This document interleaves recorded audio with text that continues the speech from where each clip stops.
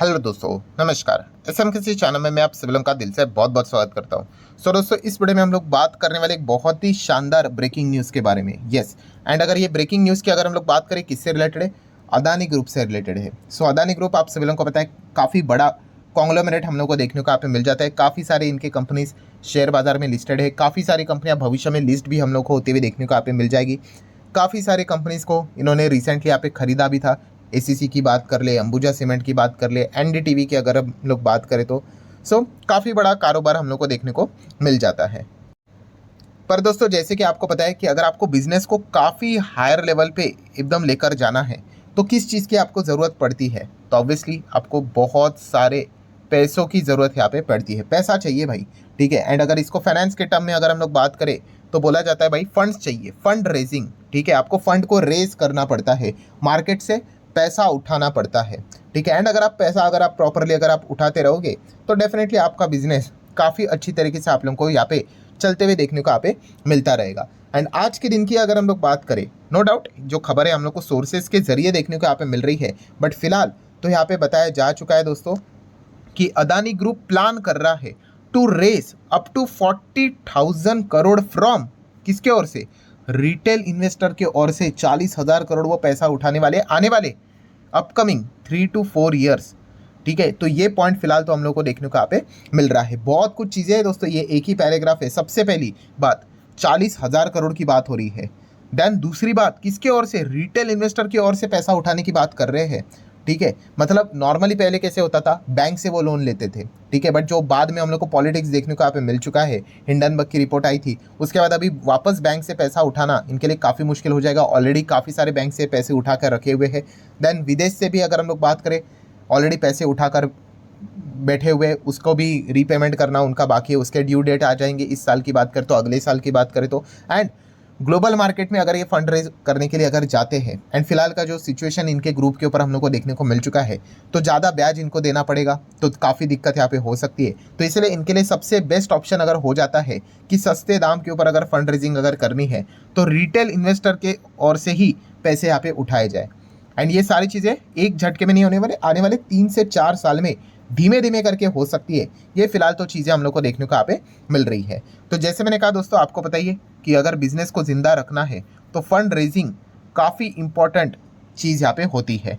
And अगर हम लोग इतिहास की बात कर ले, इतिहास की मतलब बहुत बड़ी कोई इतिहास की बात नहीं कर रहा, पिछले 1-1.5 साल की अगर हम लोग बात कर ले तो यहाँ पे फंड रेजिंग से ही चीज़ें हम लोग को स्टार्ट होते हुए देखने को मिली थी। मतलब अदानी हिंडनबर्ग ये जो मामला हुआ था, ठीक है, हिंडनबर्ग ने इनके ऊपर यहाँ पे आरोप लगाए थे। आप सभी लोगों को पता है कब आरोप लगाए थे? 2023 24 जनवरी 2023 को उन्होंने रिपोर्ट यहाँ पे निकाली थी। तभी अदानी की अगर मैं बात करूँ तो अदानी जी तीसरे रिचेस्ट पर्सन थे, ठीक है। एंड उन्होंने तभी काफ़ी सारे एलिगेशंस उन्होंने यहाँ पे लगाए थे हिंडनबर्ग रिसर्च ने, ठीक है। एंड उसके बाद आपको पता है कि अदानी ग्रुप के शेयर्स में कितने ज़बरदस्त लोअर सर्किट लगे थे। बट आप चेक कर सकते कब आया था, ये डेट इंपॉर्टेंट है भाई, 24 जनवरी 2023।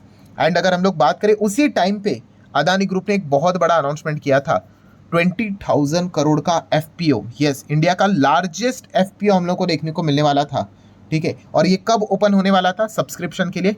27 जनवरी को, ठीक है। एंड उसका फ्लोर प्राइसिंग कितना था? 3112 ये प्राइस उन्होंने रखा था। इंपॉर्टेंट डेट क्या देखिए, 27 जनवरी को ओपन होने वाला था। एंड हिंडनबर्ग की रिपोर्ट कब आई थी? उसके 3 दिन पहले, 24 जनवरी। एंड स्टॉक में इतना पैनिक मच गया, ठीक है। तो जो अदानी एंटरप्राइज का जो शेयर था, 3112 का जो फ्लोर प्राइस था एफपीओ में अप्लाई करने के लिए, वो इतना क्रैश हो गया कि आप देख सकते हो दोस्तों, जो शेयर था वो लिटरली आप देख सकते हो 2,000 रुपये के नीचे चला गया। प्राइस कितना था? 3112। यहाँ पे आप एफपीओ में अप्लाई करने से अच्छा ओपन मार्केट में ही जाके खरीद लो, ठीक है। ये 3,000 से सस्ता मिल रहा है, ठीक है। फिर भी उनके कॉन्टैक्ट से बहुत सारी चीज़ें करके उन्होंने फाइनली क्या किया, एफपीओ को तो पूरा तो करवा लिया। बड़े बड़े ग्रुप ने मदद तो यहाँ पे की थी क्योंकि रेपुटेशन रखना होता है करके। बट बाद में अगर हम लोग देखें तो अदानी ग्रुप ने यहाँ पे क्या अनाउंसमेंट कर दिया, एंड वो कब कर दिया? 1 फरवरी को उन्होंने यहाँ पे अनाउंसमेंट कर दिया कि 20,000 करोड़ का एफपीओ जो कि उन्होंने पूरा यहाँ पे भर गया था, बट वो रिटर्न कर रहे पैसे को वापस यहाँ पे कर रहे इन्वेस्टर को, ठीक है। क्योंकि अगर देखा गया मार्केट में जो प्राइस था 3112 की बात करें तो उससे सस्ता शेयर हम लोग को बाजार में 20-30% डिस्काउंट पे ऊपर मिल रहा था, तो इसलिए वो एफपीओ को यहाँ पे कैंसिल कर रहे करके, ठीक है। बट वो एक्चुअल में अगर देखा गया, आपको पता ही एफपीओ में जो पैसा लगाया था वो रिटेल इन्वेस्टर की ओर से काफ़ी कम था, बड़े उद्योगपति ने ही पैसा लगाया था। हम लोगों ने देखा था रिलायंस ने भी पैसा लगाया था, JSW ग्रुप का भी नाम शायद से हम लोग को देखने को यहाँ पे मिल रहा था। तो ये चीज़ें हम लोग को देखने को यहाँ पे मिल रही थी। ये तो एक बात हो गई एक बार। देन सेकेंड टाइम भी ऐसा हो गया। सेकेंड टाइम मतलब वापस एक बार फंड रेजिंग की बातचीत यहाँ पे अदानी ग्रुप में देखने को यहाँ पे मिल रही थी। Adani Enterprises first ever public debt issue in coming week. ठीक है, तो ये चीज़ें हम लोग को देखने को यहाँ पे मिल रही थी। मतलब वापस पैसा उठाने की वो बात कर रहे थे। जुलाई के एंड में ये खबर हम लोग को कुछ तो शायद से देखने को मिली थी एंड वापस फिर हिंडनबर्ग की रिपोर्ट हम लोग को देखने को मिल गई। ठीक है, उन्होंने बोला था ना कि कमिंग सून, कुछ तो ऐसा बोला था यहाँ पे। ठीक है, एंड बाद में उन्होंने तो सीधा सेबी के ऊपर ही एलिगेशन यहाँ पे लगा दिया। ठीक है, तो ये चीज़ें हम लोग को 2 बार होते हुए देखने को मिल चुके हैं। मतलब कंक्लूजन क्या है?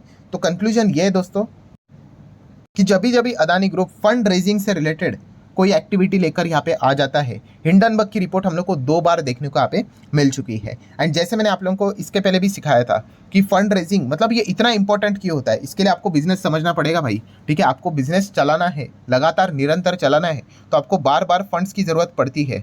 ठीक है, एंड वो अगर यहाँ पे नहीं हो पाएगा तो आप बिजनेस कैसे चलाओगे? ये तो ऐसा हो गया कि आपके पास चकाचक गाड़ी है और पेट्रोल ही नहीं है करके। तो इसीलिए बिजनेस को चलाने के लिए आपको बार बार यहाँ पे कर्जा लेना पड़ता है, लोन लेने पड़ते हैं, डिबेंचर्स इशू करने पड़ते हैं। ठीक है, डेप्ट की अगर हम लोग बात करें, बोरोइंग से यहाँ पे लेकर आना पड़ता है, बहुत सारे नुस्खे अपनाने पड़ते हैं, बट फंड को लेकर आना पड़ता है। ठीक है, अगर आपने वो शो भी देखा होगा ना, शार्क टैंक इंडिया, वो भी क्या रहता है अल्टीमेटली, उसमें भी लोग आते क्यों थे? फंड रेज करने के लिए आते थे कि फंड चाहिए करके। ठीक है, क्योंकि बिजनेस को जिंदा रखना है तो फंड्स की रिक्वायरमेंट यहाँ पे रहती है। ठीक है, तो ये इंपॉर्टेंट चीज़ यहाँ पे रहती है। एंड अगर देखा गया दोस्तों, सबसे खतरनाक अगर कोई चीज़ होती है, जो कंपनी के ऊपर भारी कर्जा है उनको तो मतलब फंड रेजिंग करनी ही पड़ती है।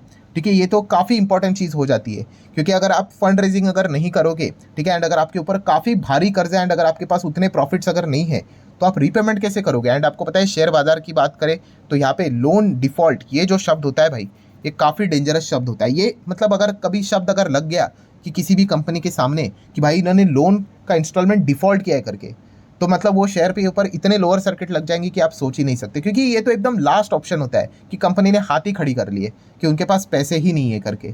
ठीक है, तो ये चीज़ें हम लोग को देखने को यहाँ पे मिल जाती है।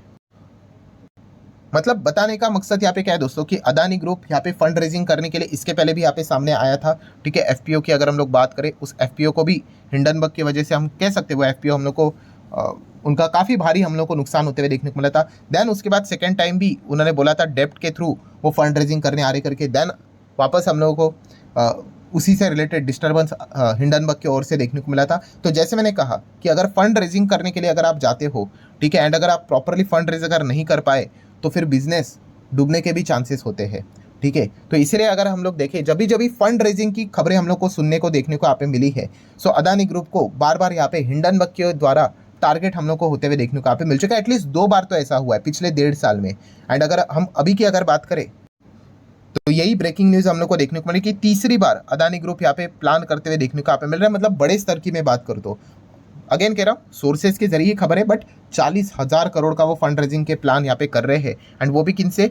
रिटेल इन्वेस्टर की ओर से। एंड अगेन कह रहा हूँ, इसमें हम लोगों को 3 से 4 साल की वो बात यहाँ पे करें, एक झटके भी बात यहाँ पे नहीं करे। शायद से एक झटके में लाएंगे तो वापस ये कुछ ना कुछ डिस्टर्बेंस यहाँ पे करते हुए देखने को यहाँ पे मिल सकते हैं। तो ये दिक्कत वाली बात हम लोग को देखने को यहाँ पे मिल जाती है। सो फाइनल वीडियो को क्लोज करने से पहले कंक्लूजन क्या निकल कर आ रहा है? यस, अदानी ग्रुप यहाँ पे वापस फंड रेज करने यहाँ पे जा रहा है। नो डाउट अभी बैंक्स के पास वो जा यहाँ पे नहीं सकते, काफ़ी ज़्यादा पॉलिटिक्स हो सकता है। ठीक है, ऑलरेडी जैसे मैंने कहा कि ऑलरेडी इनके पास काफ़ी सारा ऑलरेडी बैंक इनको भारी कर्जा यहाँ पे देके रखे हुए, और देना मतलब काफ़ी ज़्यादा डेंजरस चीज़ यहाँ पे हो सकती है। प्लस अभी अपोजिशन भी काफ़ी स्ट्रांग है, संसद में काफ़ी मुद्दे को वो उछाल सकते करके। तो सबसे बेस्ट ऑप्शन इनके लिए यही है कि रिटेल्स की ओर से यहाँ पे पैसा लिया जाए। एंड पैसा भी कैसे लेने वाले दोस्तों? एनसीडी के जरिए। ठीक है, एनसीडी बोले तो नॉन कन्वर्टेबल डिबेंचर। ठीक है, मतलब आपको यहाँ पे डिबेंचर के हिसाब से जो परसेंटेज रहते हैं, कूपन्स रहते हैं, उस हिसाब से आप लोगों को रिटर्न्स यहाँ पे मिल जाएंगे। और जैसे ही ख़त्म हो जाएगा, आपको कोई भी यहाँ पे राइट नहीं रहेगा कि वो आपके डिबेंचर्स इक्विटी में कन्वर्ट होंगे करके। नहीं, एनसीडी है, नॉन कन्वर्टेबल, नाम में ही आ जाता है कि नॉन कन्वर्टेबल है करके। सो ये एक पॉइंट हम लोग को देखने को मिला, क्योंकि अदानी ग्रुप ज़्यादा अपने इक्विटी को डाइल्यूट नहीं करता है, अपने पास ही ज़्यादा रखने की वो कोशिश यहाँ पे करते हैं। तो ये सारी चीज़ें हम लोगों को होते हुए देखने को मिली है। तो डेफिनेटली अदानी ग्रुप अगर सक्सेसफुली 40,000 करोड़ जैसे कि रिपोर्ट के जरिए बताया जा रहा है कि अगर आने वाले समय में अगर फंड रेज कर पाएंगे, जो कि उनको करना भी पड़ेगा भाई, क्योंकि अगर लोन का रीपेमेंट भी अगर उनको करना है तो इतने तो बिजनेस उनके प्रॉफिटेबल नहीं देखने को मिल रहे कि उतना वो रीपेमेंट पूरी तरीके से करे। तो फंड रेजिंग इनको बार बार यहाँ पे करना पड़ेगा। एंड जब भी फंड रेजिंग की बातें हम लोगों ने सुनी है, देखी है, हिंडनबर्ग हम लोग को काफ़ी बार इनको परेशान करते हुए देखने को मिल चुका है। सो इस वक्त भी देखने वाली बात होगी कि फंड रेजिंग की खबरें इवन दो सोर्सेज के जरिए देखने को मिल रही है, तो क्या ये सच है? एंड अगर है तो क्या वापस हिंडनबर्ग कोई यहाँ पे इस प्रकार के मतलब कोई ट्वीट करके कोई मस्ती करेगा? वो एक देखने वाला पार्ट तो यहाँ पे जरूर रहेगा। सो ठीक है दोस्तों, जितने इंपॉर्टेंट पॉइंट्स थे सारे यहाँ पे कवर कर ले। वीडियो हेल्पफुल लगा होगा तो चाहो तो लाइक एंड शेयर कर सकते हो। मिलते हैं नेक्स्ट वीडियो, तब तक के लिए बाय बाय।